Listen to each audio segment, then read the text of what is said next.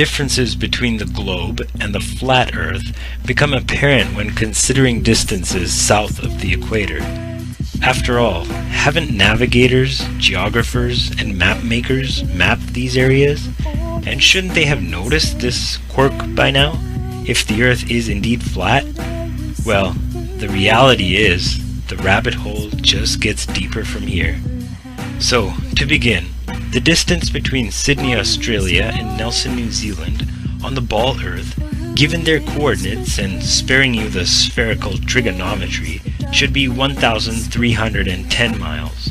But the Australian Handbook, Almanac Shippers and Importers Directory states the measured distance as being 1,550 miles, which is a full 18% longer. And while on the ball Earth model, Antarctica is said to be a continent of ice situated at the bottom of the ball from 78 degrees south latitude, it should therefore not have a perimeter greater than 12,000 miles. However, early explorers like Captain Cook and James Clark Ross, in attempting to circumnavigate Antarctica, took 3 to 4 years to do so, and clocked in the distance traveled at 50 to 60,000 miles. That's twice the circumference of the equator.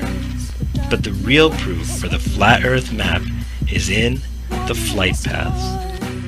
On the ball Earth, several flights would have their shortest, quickest, and straightest path over or around the Antarctic continent. But instead, these flights take all manner of tangential detours, crossing into the northern hemisphere to refuel. Their reason? Antarctica's too cold, they claim. Well, I'm not buying it. When they claim there are bases with working machinery set up all over Antarctica. So let's just take a look at the actual flight paths and see what they have to disclose. One flight that should be a simple 11-hour shot across the Indian Ocean is from Johannesburg, South Africa to Perth, Australia. However, this flight takes a detour north, stopping in either Dubai, Hong Kong, or Malaysia to refuel, for a total flight time averaging over 18 hours. This ridiculously wayward detour is frustrating to say the least, but on the flat Earth map starts to make sense. Another quick and easy flight, you would think, is from Johannesburg to Santiago, Chile. While an easy 12-hour flight below the Tropic of Capricorn is to be expected, instead, every flight crosses the equator to refuel in Senegal, all the way near the Tropic of Cancer, for a total flight time of 19 hours. Though it doesn't make sense on the globe, as you can see it fits perfectly on the flat Earth map. A third flight from Johannesburg is to São Paulo, Brazil, which should be a direct 10-hour flight across the 25th degree south latitude.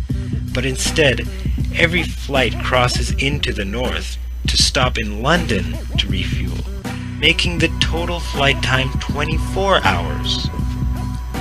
From Santiago, Chile to Sydney, Australia, a straight 15-hour flight across the South Pacific is expected, despite refueling options in either New Zealand or any island in the South Pacific.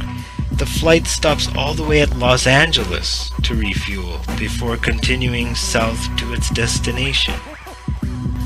As already stated, these detours make no sense on the globe, but are explained and work perfectly well on the flat Earth map, having the North Pole at the center.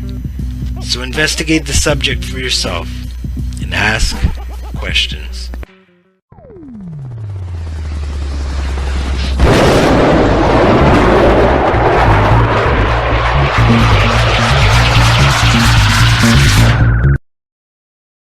Okay, so here's an example of globe heads from metabunk.org. Flat Earth theory debunked by short flights, the famous QF27 route. That's from Sydney to Santiago, Chile.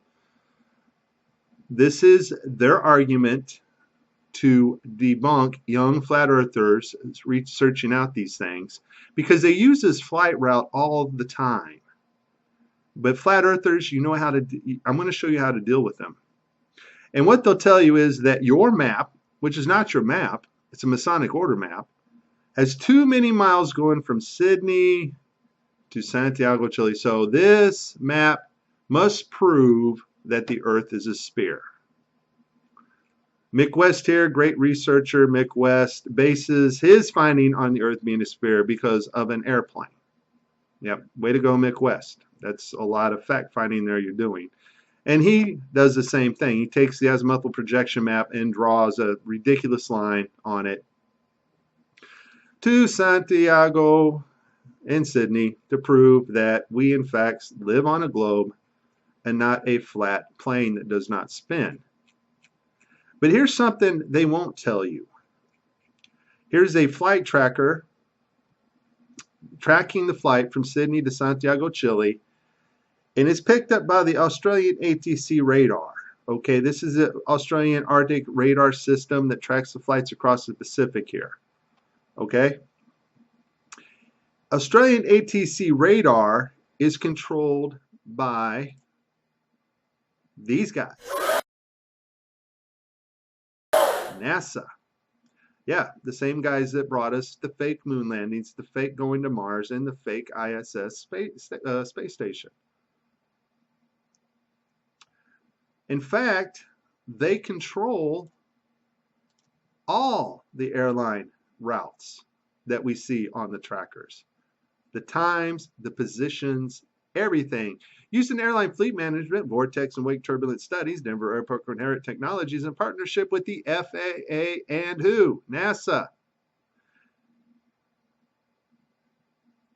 So, who's the FAA in partnership with? NASA.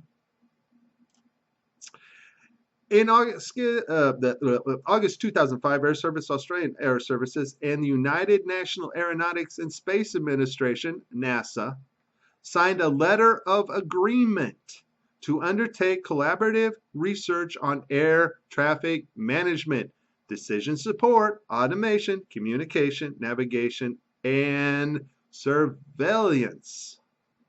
So who is Australia and the FAA in partnership with?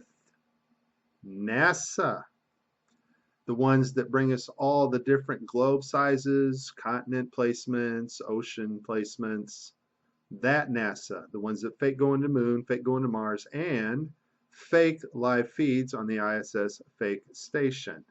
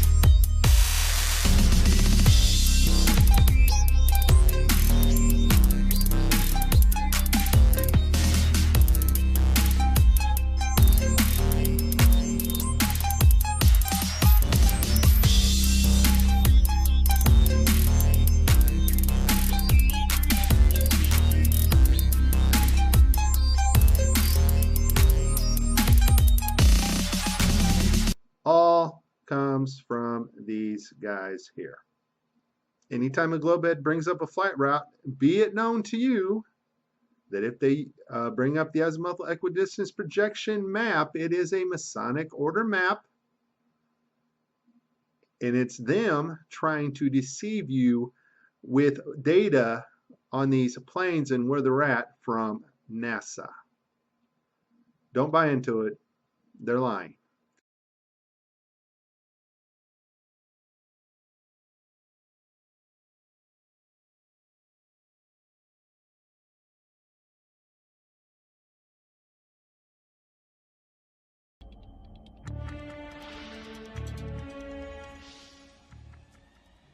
Caught on camera, amazing moment. A woman gives birth to a premature baby girl at 30,000 feet on an airplane flight from Taiwan to Los Angeles. What does this have to do with the flat earth? Well, here it is, folks. Check this out. I'm going to read the actual page here from dailymail.co.uk. Dated October 13, 2015. This is the published time or date. China airline flight landed in Alaska with an extra passenger, the newborn baby, after expecting the mother to give birth to a baby girl several weeks a little bit early.